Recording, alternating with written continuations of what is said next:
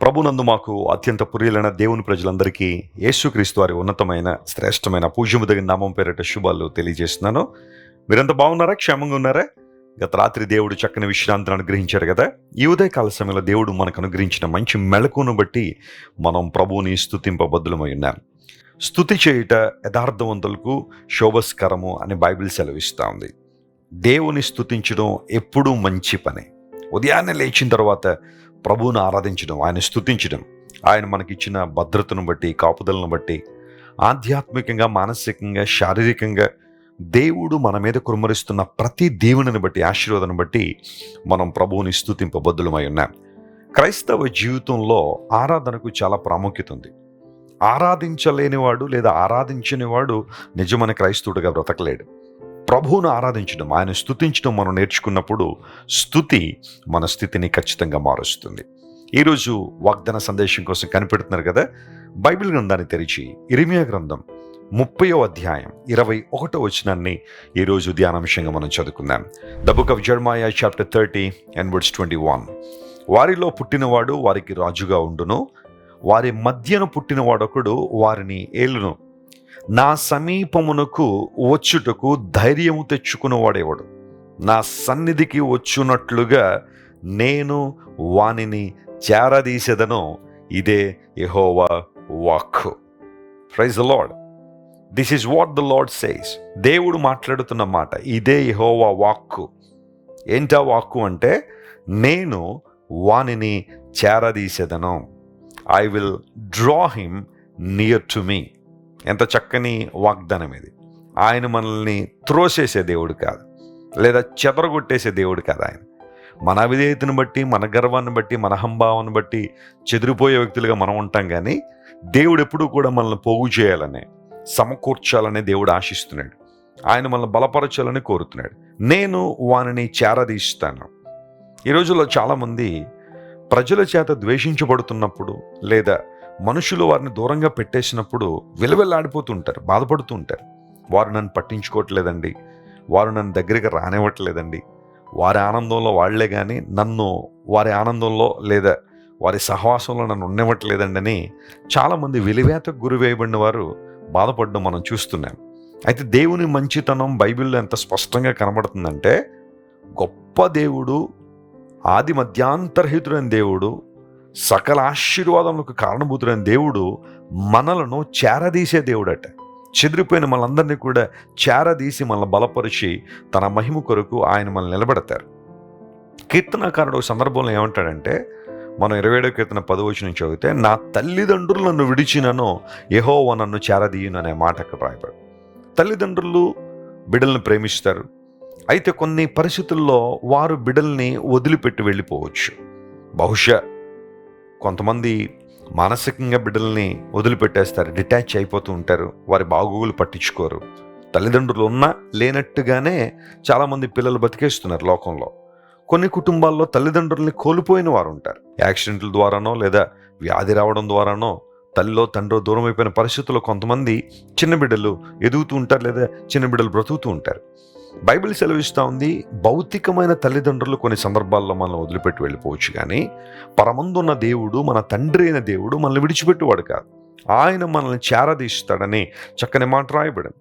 దావీదు భక్తుని జీవితంలో కూడా బహుశా తల్లిదండ్రుల నుంచే కొంత అవమానాన్ని కూడా ఎదుర్కొని ఉండొచ్చు.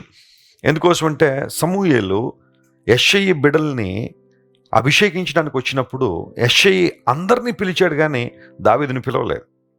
దావీదుని ఇగ్నోర్ చేశాడు. ఇంకెవరైనా ఉన్నారని అడిగేంత వరకు కూడా దావీదు గుర్తుకు రాలేదు యెష్షయికి.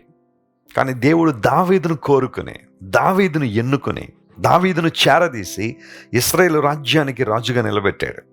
ఈరోజు బహుశా నీవు కూడా ఒంటరితనంతో ములుగుతున్నావా? ప్రజలందరూ నిన్ను వెలివేశారా? అందరూ నిన్ను దూరం పెట్టేశారా? అందరూ నిన్ను చెదరగొట్టేస్తున్నారా? నీ దేవుడు నిన్ను చేరదీయవాడు, ఆయన నిన్ను బలపరిచే దేవుడు. ఆయన యేసు ప్రభువారి లోకంలో ఉన్న కాలంలో ఆయన ఒక ఇంటికి భోజనానికి ఆహ్వానించబడ్డారు. ఆయన భోజనాన్ని కూర్చున్నప్పుడు ఆయనకు ఎదురుగా జలోదర వ్యాధితో బాధపడుతున్న వ్యక్తి కనబడ్డాడు. జలోదర వ్యాధి అంటే డ్రాప్సీ. ఆ డిసీజ్ వచ్చిన వాళ్ళకి శరీరం అంతా కూడా వాచిపోయి ఉంటుంది అనమాట. అంటే బొబ్బలు కట్టేసి శరీరం అంతా నీరు పట్టినప్పుడు ఎలా ఉబ్బిపోయి ఉంటుందో అలాంటి వ్యాధి, డ్రాప్సీ అంటారు దాన్ని. మీరు లూకాసు వార్త 14వ అధ్యాయం చదివితే ఆ మాటలను అక్కడ ఉంటాయి. అయితే అది విశ్రాంతి దినం.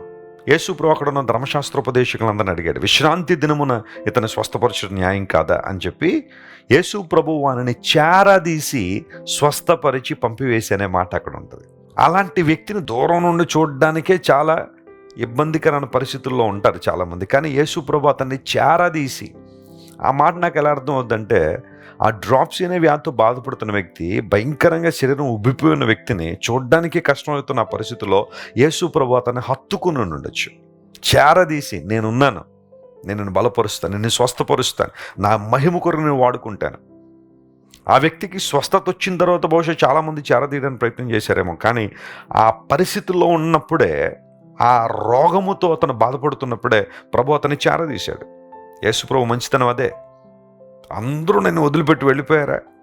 నీ కష్టాలను చూసి అందరూ నిన్ను హేళన చేస్తున్నారా? నీ దేవుడు నిన్ను చేరదీసి నిన్ను స్వస్థపరిచి తన మహిమ కొరకు నిన్ను వినియోగించుకునే దేవుడు ఆయన వైపు చూస్తావా? అక్కడున్న వారందరి మధ్యలో యేసు ప్రభు ఆ వ్యక్తిని చూసి స్వస్థపరిచి పంపించారు. God's focus is on you my friend. ఎక్కడైతే దుఃఖం ఉందో, వేదన ఉందో, కృంగుదల ఉందో, నిరుత్సాహం ఉందో, వైఫల్యం ఉందో, అక్కడ దేవునికి అనుదృష్టి ఉంది. ఎందుకోసం అంటే నిన్ను బలపరచడానికి, నిన్ను లేవనెత్తడానికి, తన మహిమ రాజ్య విస్తరణలో నిన్ను వాడుకోవడానికి దేవుడు ఇష్టపడుతున్నాడు. ఆయన నిన్ను చేరదీసే దేవుడు. ఆయన ఈ వాగ్దానాన్ని ఈ రోజంతా క్లెయిమ్ చేసి ప్రభువును స్తుతించండి, ఆయన మహింపరచండి, ఘనపరచండి. ఖచ్చితంగా మీ జీవితంలో అద్భుతాలు జరుగుతాయి. ప్రార్థన చేసుకుందాం. మా ప్రేమగల తండ్రి, గొప్ప దేవ, ఆశ్చర్యకరుడైన మా తండ్రి, నిత్యుడైన తండ్రి అయిన దేవానికి స్తోత్రాలు. ఈ ఉదయకాలసలు మీరు మాకు ఇచ్చిన మంచి వాగ్దానాన్ని బట్టి నీకు వందనాలు. నీవు మమ్మల్ని చేరదీసే దేవుడు గనుక నీకు స్తోత్రాలయ్యా. నా తల్లిదండ్రులను విడిచిన యెహోవా నన్ను చేరదీయునని కీర్తనకారుడు చెప్పినట్టుగా ప్రభువా, లోకంలో ఎంతమంది మమ్మల్ని విడిచిపెట్టేసినా నీవు మమ్మల్ని విడిచిపెట్టే దేవుడు కాదు గనుక నీకు స్తోత్రాలు. నీ వాగ్దానాల విషయంలో ప్రభువా, నీవు చేస్తున్న కార్యముల విషయంలో నీవు ఎల్లప్పుడూ కూడా మాట మీద నిలబడే దేవుడు గనుక నీకు స్తోత్రాలు. ఈరోజు మా ప్రియులందరినీ బలపరిచిన వాగ్దాన సందేశం ద్వారా ప్రతి ఒక్కరిని స్థిరపరిచి అద్భుతాలు చేయండి.